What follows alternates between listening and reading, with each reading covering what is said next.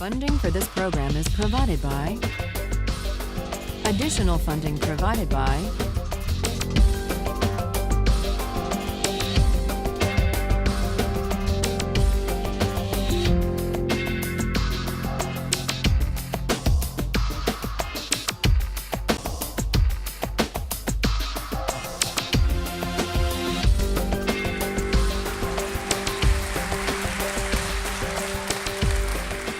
This is a course about justice, and we begin with a story.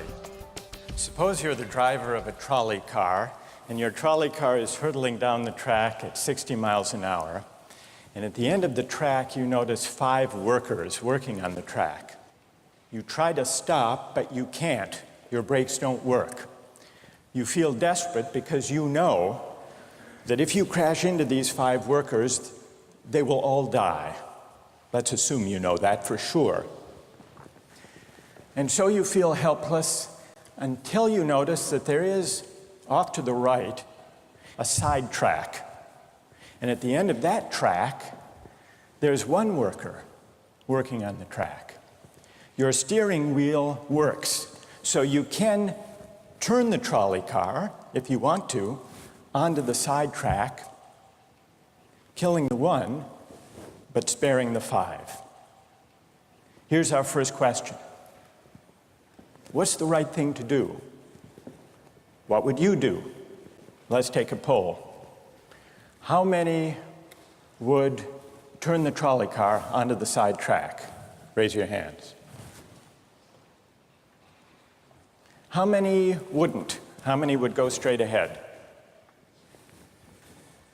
Keep your hands up, those of you who would go straight ahead. A handful of people would. The vast majority would turn. Let's hear first. Now we need to begin to investigate the reasons why you think it's the right thing to do. Let's begin with those in the majority who would turn to go onto the side track. Why would you do it? What would be your reason? Who's willing to volunteer a reason? Go ahead, stand up. Because it can't be right to kill 5 people when you can only kill 1 person instead. It wouldn't be right to kill 5 if you could kill 1 person instead. That's a good reason. That's a good reason. Who else? Does everybody agree with that reason? Go ahead.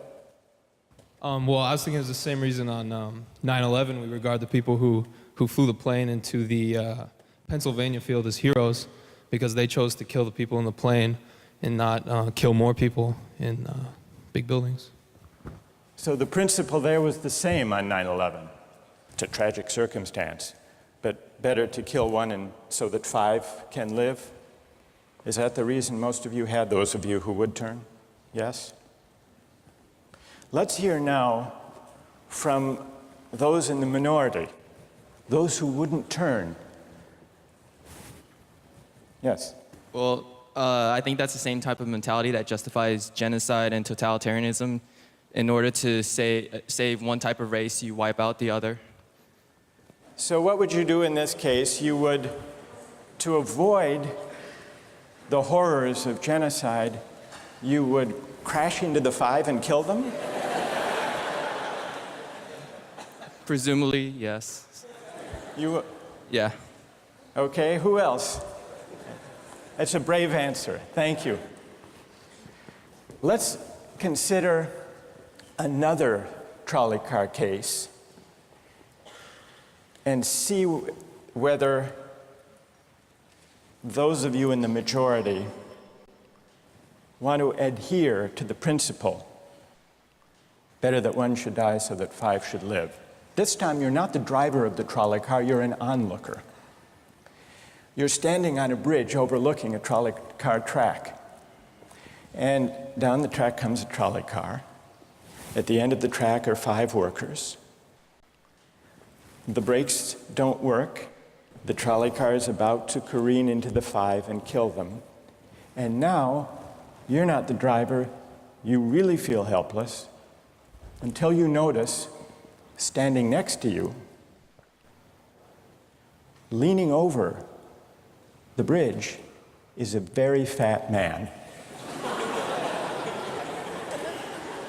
And you could give him a shove. He would fall over the bridge, onto the track, right in the way of the trolley car. He would die, but he would spare the 5. Now, how many would push the fat man over the bridge? Raise your hand. How many wouldn't? Most people wouldn't.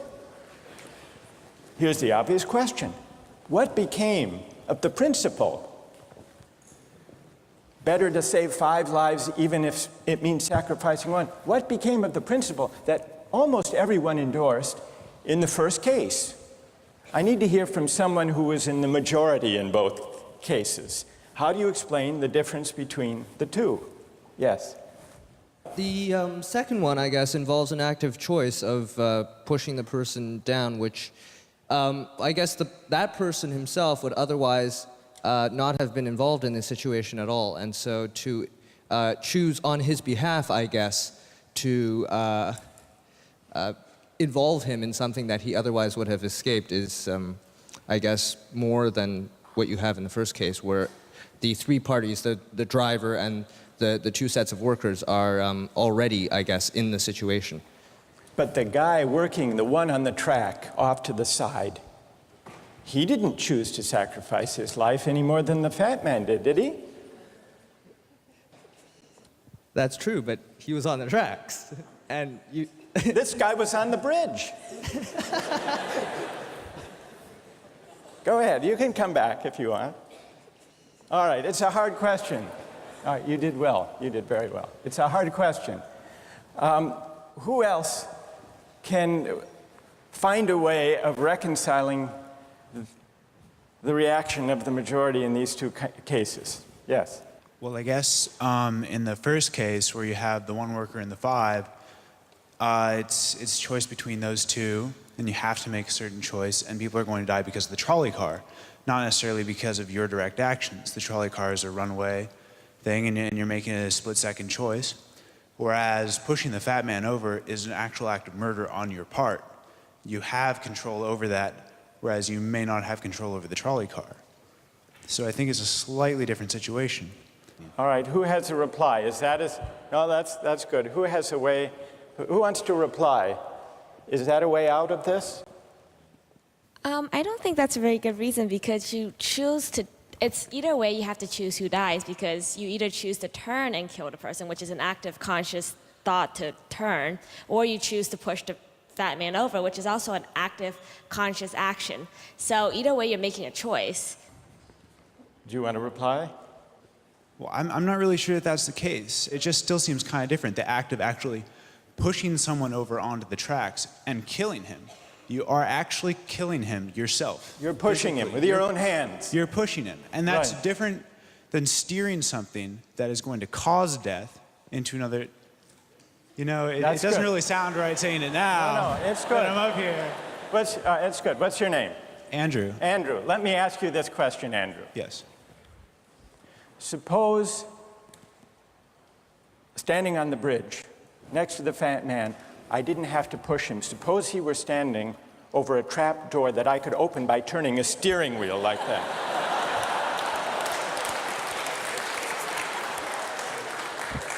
Would you turn? For some reason, that still just seems more wrong. Right? I mean, maybe if you accidentally leaned into the steering wheel or something like that. But or say that the car is hurtling towards a switch that will drop the trap. Then I could agree with that. Fair enough. It still seems wrong in a way that it doesn't seem wrong in the first case to turn, you say. And in another way, I mean, in the first situation, you're involved directly with the situation. In the second one, you're an onlooker as well. All right. So you have the choice of becoming involved or not by pushing the fat man. Let's forget for the moment about this case. That's good. Let's imagine a different case. This time you're a doctor in an emergency room, and 6 patients come to you. They've been in a terrible trolley car wreck. 5 of them sustained moderate injuries. 1 is severely injured. You could spend all day caring for the 1 severely injured victim, but in that time the 5 would die. Or you could look after the 5, restore them to health, but during that time the 1 severely injured person would die. How many would save the 5? Now is the doctor. How many would save the 1? Very few people. Just a handful of people. Same reason, I assume. 1 life versus 5? Now consider another doctor case. This time you're a transplant surgeon, and you have 5 patients, each in desperate need of an organ transplant in order to survive. 1 needs a heart, 1 a lung, 1 a kidney, 1 a liver, and the 5th, a pancreas. And you have no organ donors. You are about to see them die. And then it occurs to you that in the next room, there's a healthy guy who came in for a checkup. And he's... You like that? And he's taking a nap. You could go in very quietly, yank out the 5 organs, that person would die. But you could save the 5. How many would do it? Anyone? How many? Put your hands up if you would do it.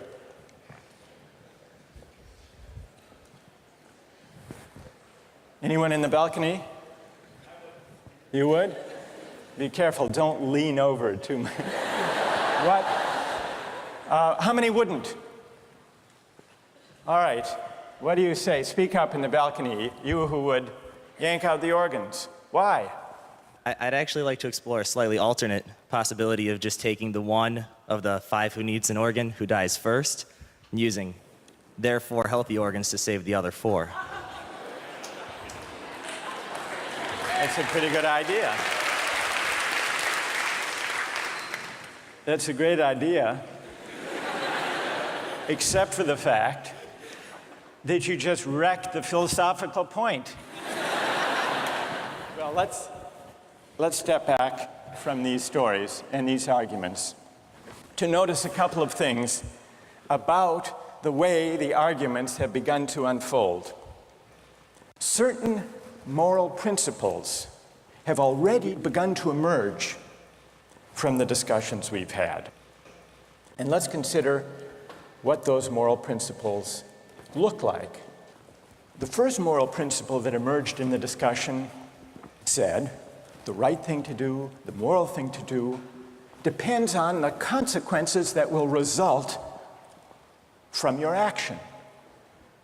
At the end of the day, better that 5 should live, even if 1 must die. That's an example of consequentialist moral reasoning. Consequentialist moral reasoning locates morality in the consequences of an act, in the state of the world that will result from the thing you do. But then we went a little further, we considered those other cases, and people weren't so sure about consequentialist moral reasoning. When people hesitated to push the fat man over the bridge or to yank out the organs of the innocent patient, people gestured toward reasons having to do with the intrinsic quality of the act itself. Consequences be what they may. People were reluctant. People thought it was just wrong, categorically wrong, to kill a person, an innocent person, even for the sake of saving 5 lives. At least people thought that in the second version of each story we considered. So this points to a second categorical way of thinking about moral reasoning. Categorical moral reasoning locates morality in certain absolute moral requirements, certain categorical duties and rights, regardless of the consequences. We're going to explore in the days and weeks to come the contrast between consequentialist and categorical moral principles. The most influential example of consequential moral reasoning is utilitarianism, a doctrine invented by Jeremy Bentham, the 18th century English political philosopher. The most important philosopher of categorical moral reasoning is the 18th century German philosopher Immanuel Kant. So we will look at those two different modes of moral reasoning, assess them, and also consider others. If you look at the syllabus, you'll notice that we read a number of great and famous books. Books by Aristotle, John Locke, Immanuel Kant, John Stuart Mill, and others. You'll notice, too, from the syllabus that we don't only read these books. We also take up contemporary political and legal controversies that raise philosophical questions. We will debate equality and inequality, affirmative action, free speech versus hate speech, same-sex marriage, military conscription, a range of practical questions. Why? Not just to enliven these abstract and distant books, but to make clear, to bring out what's at stake in our everyday lives, including our political lives, for philosophy. And so we will read these books, and we will debate these issues, and we'll see how each informs and illuminates the other. This may sound appealing enough, but here I have to issue a warning. And the warning is this: to read these books in this way, as an exercise in self-knowledge, to read them in this way carries certain risks. Risks that are both personal and political. Risks that every student of political philosophy has known. These risks spring from the fact that philosophy teaches us and unsettles us by confronting us with what we already know. There's an irony. The difficulty of this course consists in the fact that it teaches what you already know. It works by taking what we know from familiar, unquestioned settings and making it strange. That's how those examples worked. The hypotheticals with which we began, with their mix of playfulness and sobriety. It's also how these philosophical books work. Philosophy estranges us from the familiar, not by supplying new information, but by inviting and provoking a new way of seeing. But, and here's the risk, once the familiar turns strange, it's never quite the same again. Self-knowledge is like lost innocence. However unsettling you find it, it can never be unthought or unknown. What makes this enterprise difficult, but also riveting, is that moral and political philosophy is a story, and you don't know where the story will lead, but what you do know is that the story is about you. Those are the personal risks. Now what of the political risks? One way of introducing a course like this would be to promise you that by reading these books and debating these issues, you will become a better, more responsible citizen. You will examine the presuppositions of public policy. You will hone your political judgment. You will become a more effective participant in public affairs. But this would be a partial and misleading promise. Political philosophy, for the most part, hasn't worked that way. You have to allow for the possibility that political philosophy may make you a worse citizen rather than a better one, or at least a worse citizen before it makes you a better one. And that's because philosophy is a distancing, even debilitating activity. And you see this going back to Socrates. There's a dialogue, the Gorgias, in which one of Socrates' friends, Callicles, tries to talk him out of philosophizing. Callicles tells Socrates, philosophy is a pretty toy if one indulges in it with moderation at the right time of life. But if one pursues it further than one should, it is absolute ruin. Take my advice, Callicles says. Abandon argument. Learn the accomplishments of active life. Take for your models not those people who spend their time on these petty quibbles, but those who have a good livelihood and reputation and many other blessings. So Callicles is really saying to Socrates, quit philosophizing, get real, go to business school.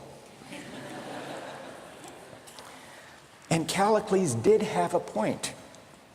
He had a point because philosophy distances us from conventions, from established assumptions, and from settled beliefs. Those are the risks, personal and political. And in the face of these risks, there is a characteristic evasion. The name of the evasion is skepticism. It's the idea, well, it goes something like this. We didn't resolve once and for all either the cases or the principles we were arguing when we began. And if Aristotle and Locke and Kant and Mill haven't solved these questions after all of these years, who are we to think that we here in Sanders Theater over the course of a semester can resolve them? And so maybe it's just a matter of each person having his or her own principles and there's nothing more to be said about it. No way of reasoning. That's the evasion of skepticism, to which I would offer the following reply. It's true, these questions have been debated for a very long time. But the very fact that they have recurred and persisted may suggest that though they're impossible in one sense, they're unavoidable in another. And the reason they're unavoidable, the reason they're inescapable, is that we live some answer to these questions every day. So skepticism, just throwing up your hands and giving up on moral reflection, is no solution. Immanuel Kant described very well the problem with skepticism when he wrote, "Skepticism is a resting place for human reason, where it can reflect upon its dogmatic wanderings, but it is no dwelling place for permanent settlement. Simply to acquiesce in skepticism," Kant wrote, "can never suffice to overcome the restlessness of reason." I've tried to suggest through these stories and these arguments some sense of the risks and temptations, of the perils and the possibilities. I would simply conclude by saying that the aim of this course is to awaken the restlessness of reason and to see where it might lead. Thank you very much.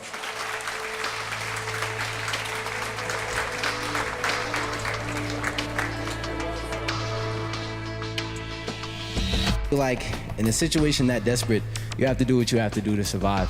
You have to do what you have to do. You got to do what you got to do, pretty much. If you've been going 19 days without any food, someone just has to take the sacrifice. Someone has to make the sacrifice, and people can survive. All right, that's good. What's your name? Marcus. Marcus. What do you say to Marcus?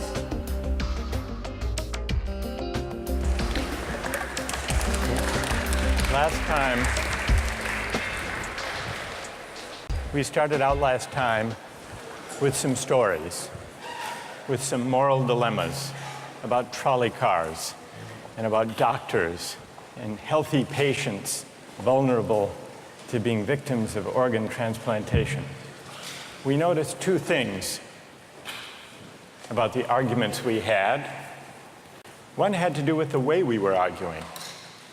We began with our judgments in particular cases.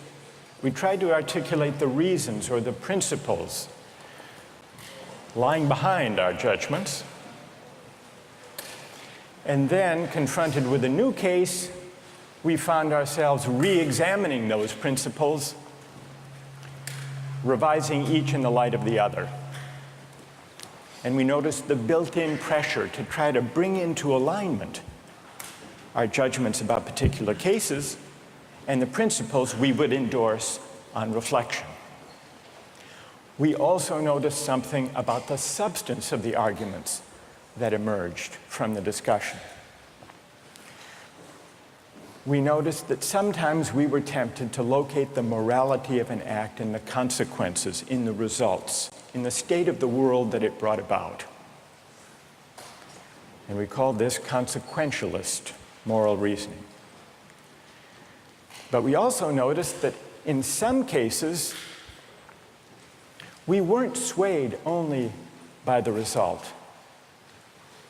Sometimes, many of us felt that not just consequences, but also the intrinsic quality or character of the act matters morally. Some people argued that there are certain things that are just categorically wrong, even if they bring about a good result, even if they save 5 people at the cost of 1 life. So we contrasted consequentialist moral principles with categorical ones.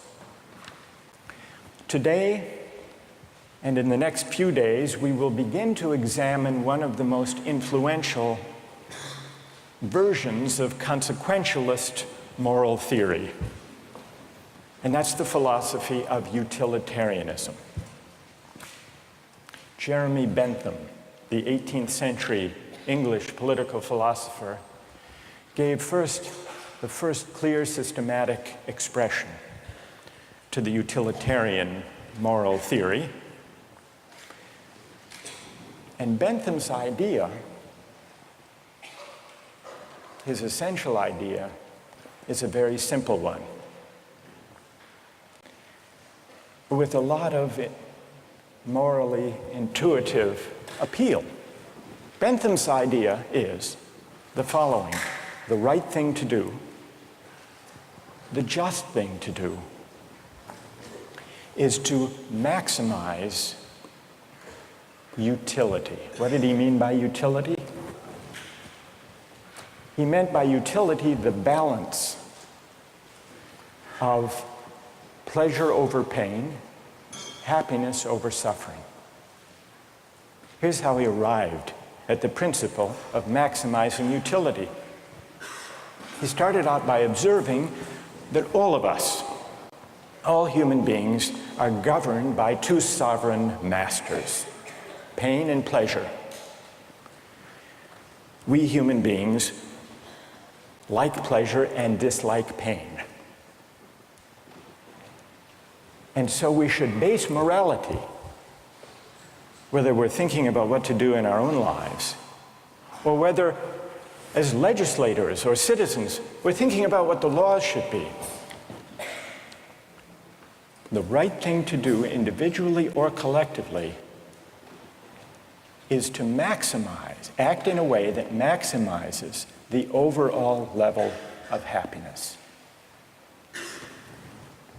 Bentham's utilitarianism is sometimes summed up with the slogan, "the greatest good for the greatest number." With this basic principle of utility on hand, let's begin to test it and to examine it by turning to another case, another story, but this time not a hypothetical story, a real-life story, the case of the Queen versus Dudley and Stevens. This was a 19th century British law case that's famous and much debated in law schools. Here's what happened in the case. I'll summarize the story, then I want to hear how you would rule. imagining that you're the jury. A newspaper account of the time described the background. A sadder story of disaster at sea was never told than that of the survivors of the yacht Mignonette. The ship foundered in the South Atlantic, 1,300 miles from the Cape. There were 4 in the crew. Dudley was the captain. Stevens was the first mate. Brooks was a sailor. All men of excellent character, or so the newspaper account tells us. The 4th crew member was the cabin boy, Richard Parker, 17 years old. He was an orphan. He had no family. And he was on his first long voyage at sea. He went, the news account tells us, rather against the advice of his friends. He went in the hopefulness of youthful ambition, thinking the journey would make a man of him. Sadly, it was not to be. The facts of the case were not in dispute. A wave hit the ship, and the Mignonette went down. The 4 crew members escaped to a lifeboat. The only food they had were 2 cans of preserved turnips, no fresh water. For the first 3 days, they ate nothing. On the 4th day, they opened one of the cans of turnips and ate it. The next day, they caught a turtle.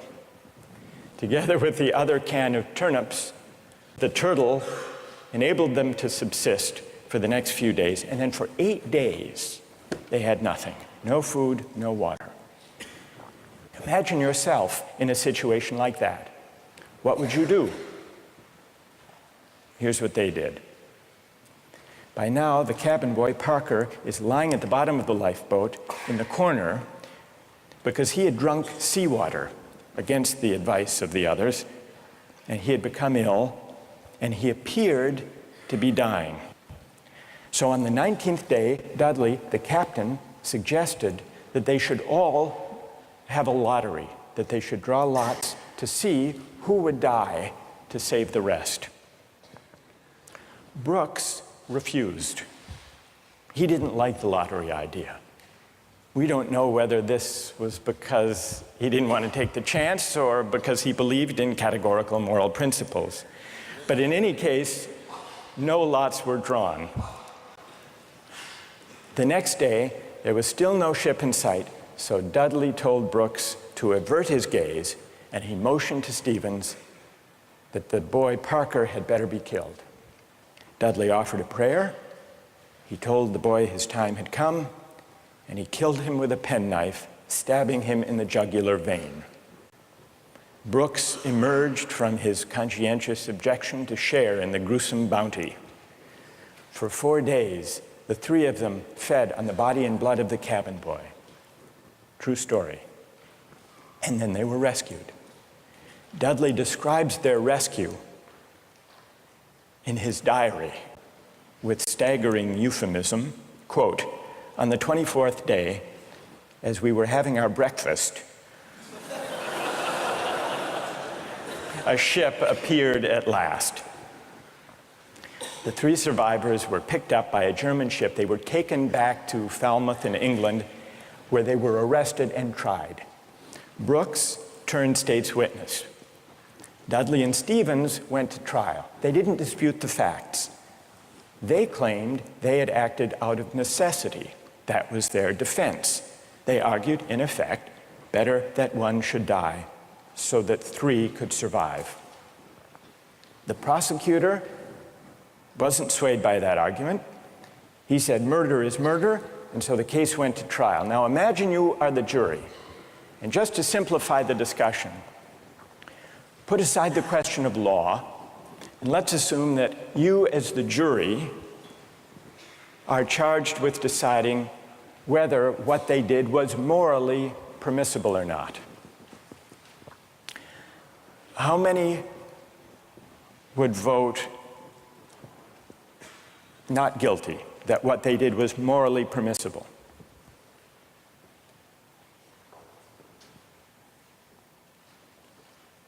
And how many would vote guilty, what they did was morally wrong? A pretty sizable majority. Now let's see what people's reasons are, and let me begin with those who are in the minority. Let's hear first from the defense of Dudley and Stevens. Why would you morally exonerate them? What are your reasons? Yes? I think it is morally reprehensible, but I think that there's a distinction between what's morally reprehensible and what makes someone legally accountable. In other words, as the judge said, what's always moral isn't necessarily against the law. And while I don't think that necessity justifies theft or murder or any illegal act, at some point your degree of necessity does in fact exonerate you from any guilt. Okay, good. Other defenders, other voices for the defense. Moral justifications for what they did. Yes? All right, thank you. I just feel like in a situation that desperate, you have to do what you have to do to survive. You have to do what you have to do. You got to do what you got to do, pretty much. If you've been going 19 days without any food, someone just has to take the sacrifice. Someone has to make the sacrifice, and people can survive. Right. And furthermore, from that, let's say they survive, and then they become productive members of society who go home and start like 1 million charity organizations and this and that and this and that. I mean, they benefit everybody in the end. Yeah. So, I mean, I don't know what they did afterwards. They might have gone and kill more people, whatever. But what? What if they went home and they turned out to be assassins? What if they weren't going home and turned out to be assassins? Well, you'd want to know who they assassinated. That's true, too. That's fair. That's fair. Okay. I don't want to know who they assassinated. All right, that's good. What's your name? Marcus. Marcus. All right. We've heard a defense, a couple of voices for the defense. Now we need to hear from the prosecution. Most people think what they did was wrong. Why? Yes. One of the first things that I was thinking was, if they haven't been eating for a really long time, maybe they're mentally affected, and so then that could be used as a defense, a possible argument that they weren't in the proper state of mind, they weren't making decisions they might otherwise be making, and if that's an appealing argument that you have to be in an altered mindset to do something like that, it suggests that people who find that argument convincing do think that they were acting immorally. But I want to know what you think. You defend them. You vote. You vote to convict, right? Yeah, I don't think that they acted in a morally appropriate way. And why not? What do you say? Here's Marcus. He just defended them. He said, you heard what he said. Yes. That yes. that you've got to do what you've got to do in a case like that. Yeah. What do you say to Marcus? That there's no situation that would allow human beings to take the idea of fate or that the other people's lives in their own hands, that we don't have that kind of power. Good. Okay. Thank you. And what's your name? Britt. Britt? Yes. Okay. Who else? What do you say? Stand up. I'm wondering if Dudley and Stephen had asked for Richard Parker's consent in, dying, if that would that exonerate them from an act of murder? And if so, is that still morally justifiable? That's interesting. All right, consent. Wait, hang on. What's your name? Kathleen. Kathleen says, suppose they had asked, what would that scenario look like? So in the story, Dudley is there, penknife in hand, but instead of the prayer, or before the prayer, he says, Parker, would you mind? We're desperately hungry, as Marcus empathizes with. We're desperately hungry. You're not going to last long anyhow. Yeah. You can be a martyr. Would you be a martyr? How about it, Parker?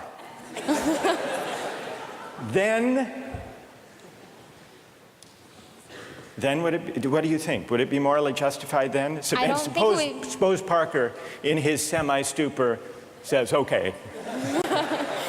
I don't think it would be morally justifiable, but I'm wondering... Even then it wouldn't be. No. You don't think that even with consent, it would be morally justified. Are there people who think, who want to take up Kathleen's consent idea and who think that that would make it morally justified. Raise your hand if it would, if you think it would. That's very interesting. Why would consent make a moral difference? Why would it?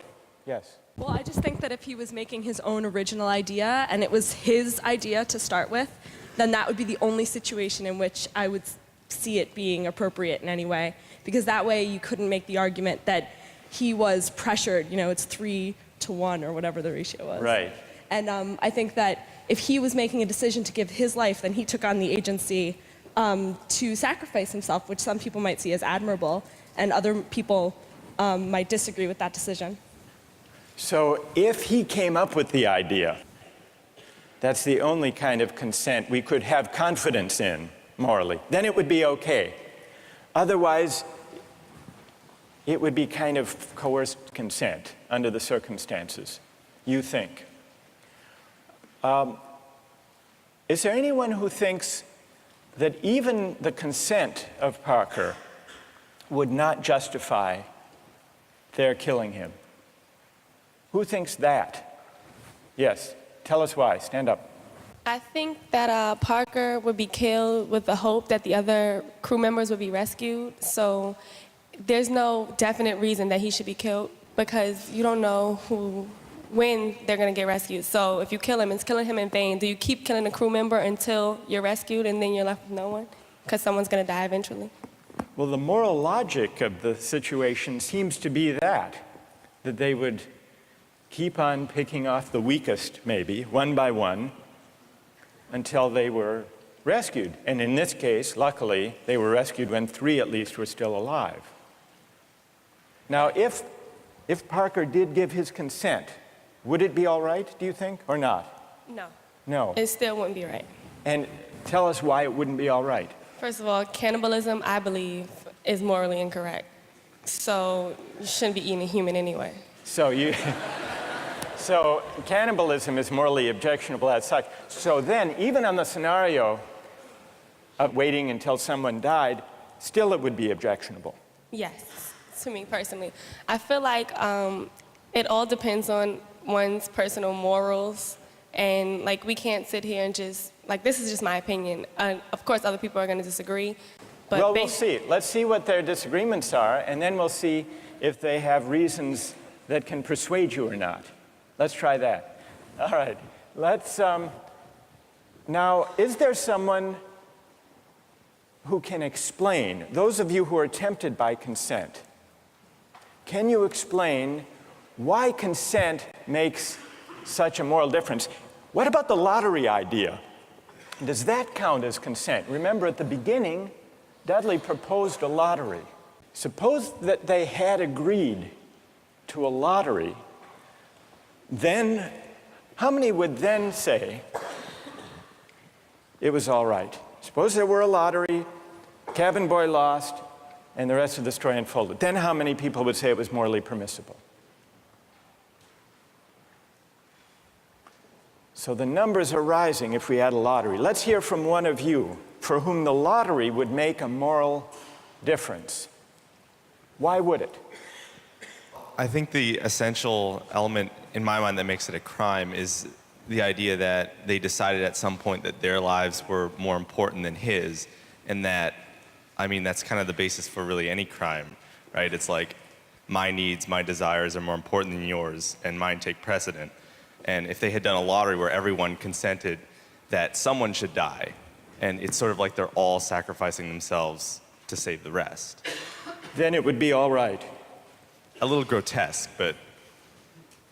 But morally permissible? Yes. And what's your name? Matt. So, Matt, for you, what bothers you is not the cannibalism, but the lack of due process. I guess you could say that. Right?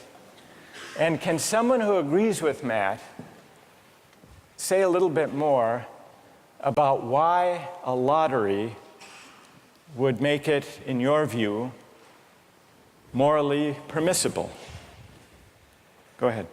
The way I understood it originally was that was the whole issue, is that the cabin boy was never consulted.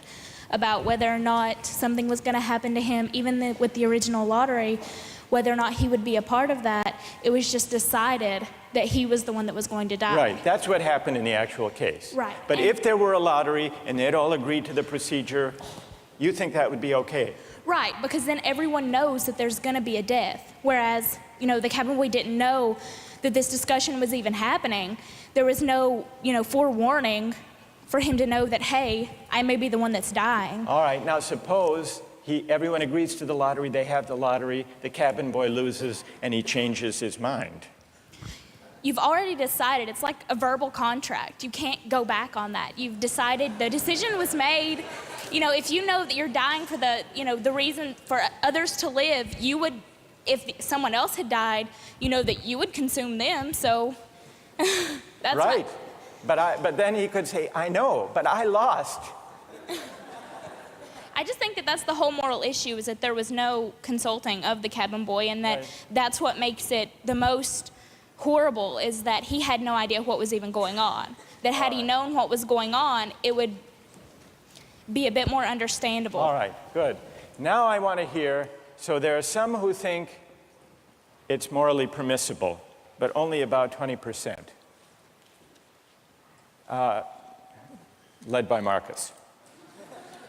Then there are some who say the real problem here is the lack of consent, whether the lack of consent to a lottery, to a fair procedure, or, Kathleen's idea, lack of consent at the moment of death. And if we add consent, then more people are willing to consider the sacrifice morally justified. I want to hear now, finally, from those of you who think even with consent, even with a lottery, even with a final murmur of consent by Parker at the very last moment, it would still be wrong. And why would it be wrong? That's what I want to hear. Yes? Well, the whole time I've been leaning all towards the categorical moral reasoning. And I think that there's a possibility I'd be okay with the idea of a lottery and then the loser taking into their own hands to kill themselves, so that there wouldn't be, an act of murder. But I still think that even that way it's coerced. And also I don't think that there's any remorse. Like in Dudley's diary, we were eating our breakfast. It seems as though he's just sort of like, the whole idea of not valuing someone else's life. So that makes me feel like I have to take the categorical You want to throw the stand. book at him when he lacks remorse or a sense of having done anything wrong. Right. So, all right, good. Any other defenders of who say it's just categorically wrong, with or without consent? Yes, stand up. Why? I think undoubtedly the way our society is shaped, murder is murder. Murder is murder in every way, and our society looks at murder down on it in the same light, and I don't think it's any different in any case. Good. Let me ask you a question. There were 3 lives at stake versus 1. Okay. The cabin boy, he had no family, he had no dependents. These other 3 had families back home in England. They had dependents. They had wives and children. Think back to Bentham. Bentham says we have to consider the welfare, the utility, the happiness of everybody. We have to add it all up. So it's not just numbers 3 against 1. It's also all of those people at home. In fact, the London newspaper at the time and popular opinion sympathized with them, Dudley and Stevens.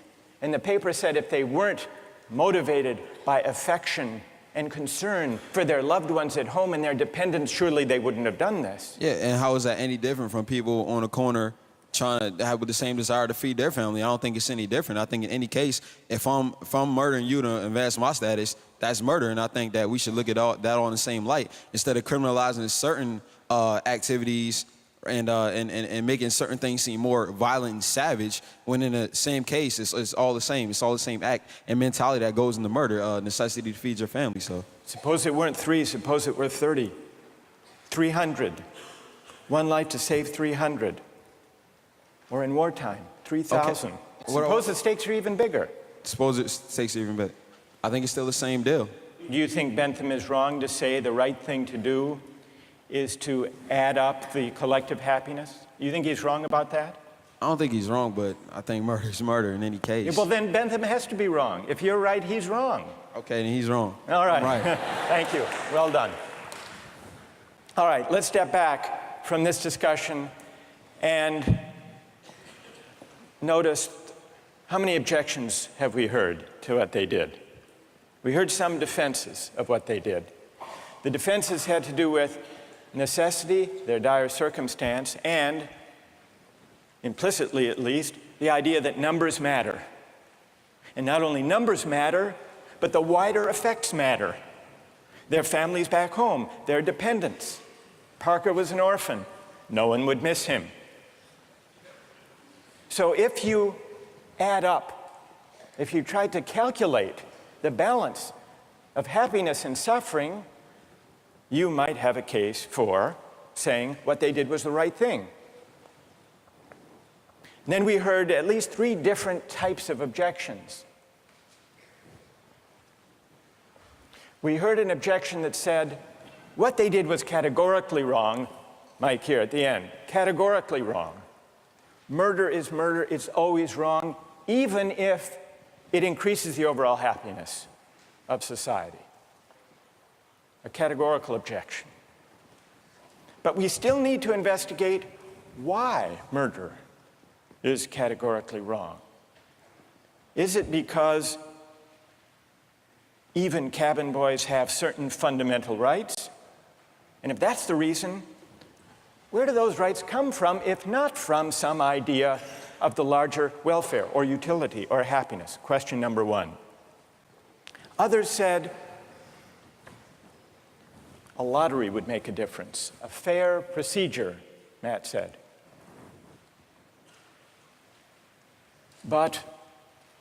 And some people were swayed by that. That's not a categorical objection exactly. It's saying everybody has to be counted as an equal, even though at the end of the day, one can be sacrificed for the general welfare. That leaves us with another question to investigate. Why does agreement to a certain procedure, even a fair procedure, justify whatever result flows from the operation of that procedure? Question number 2.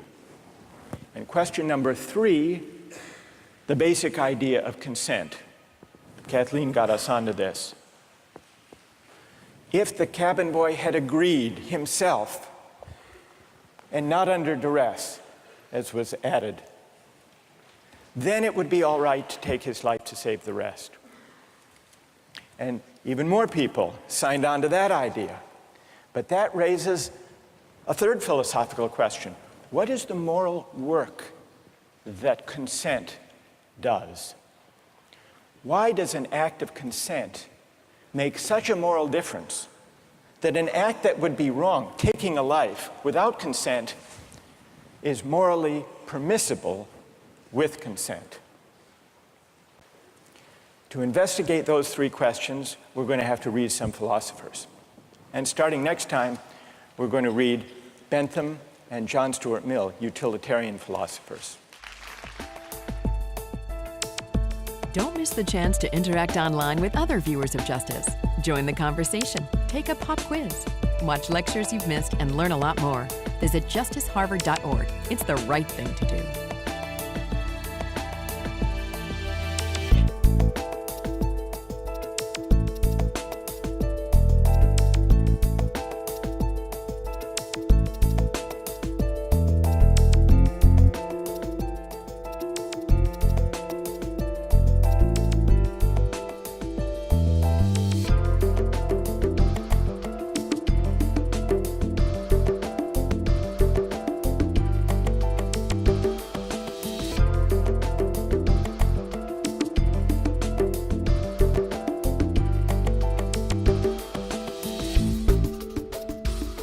Funding for this program is provided by...